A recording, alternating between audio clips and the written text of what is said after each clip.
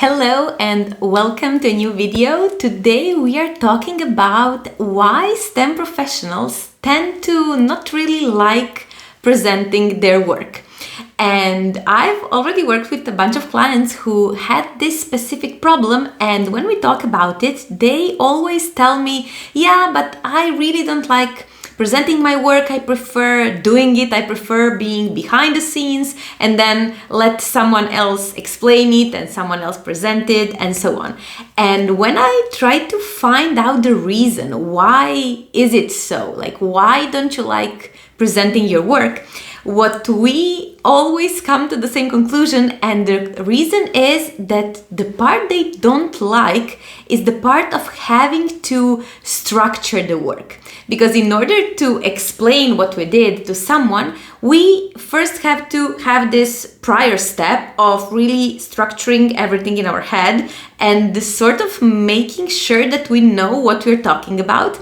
And this is the part I found people really struggle with. And if you think about it, this is the part that is actually the most time consuming, because at the end of the day, when you are faced with the situation of having to explain your often very complex work to someone else who is probably, really unlikely that it's someone from your specific field. It's much more likely that it's a person from outside your field or a person that doesn't even know what you're working on. So it makes sense that we are sort of reluctant when we have to have another task on our to-do list and face a bunch of decision making in the process, because that's actually the part that you don't like, or that STEM professionals really don't like, having to make those decisions and optimize for the person who is listening to you.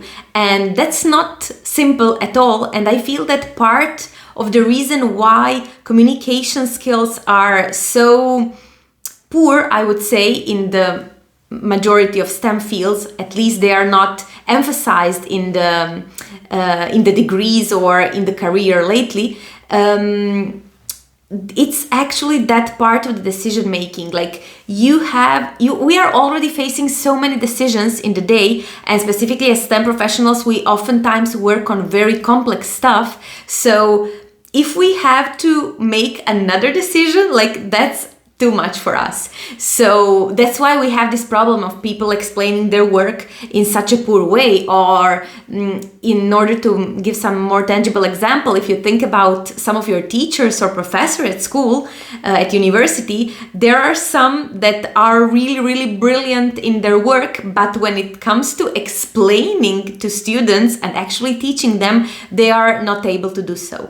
And most of the times it's because of that poor structure and poor decision making that didn't take place, or that was not optimized for the listener, for the people who are listening to you. So actually that is the part that people struggle most with, and this is something that we work a lot on in my coaching program. So if you feel that every time you have to give a presentation or present your work in any way, or write something about your work or explain your work to someone, and if you feel this sort of, I don't really want to do that, I want to invite you to ask yourself whether you don't really want to explain the work, or is it the decision making of what goes where in the presentation or in a report or even in a speech that makes you more uncomfortable. So if you feel that that's something that you would like to work on, I'm going to leave here a link in the description in which you can schedule a free discovery call with me. And in that call, we can comment on some of your struggles, some of the communication challenges you are facing as a STEM professional, whether you're working as an engineer, data scientist, or any STEM professional really. And we can talk about your struggles, your issues, and see if we are a good fit to work together. And hopefully, you will find it useful. So thank you so much for watching this video, and see you next time when we will discuss another topic. Bye bye.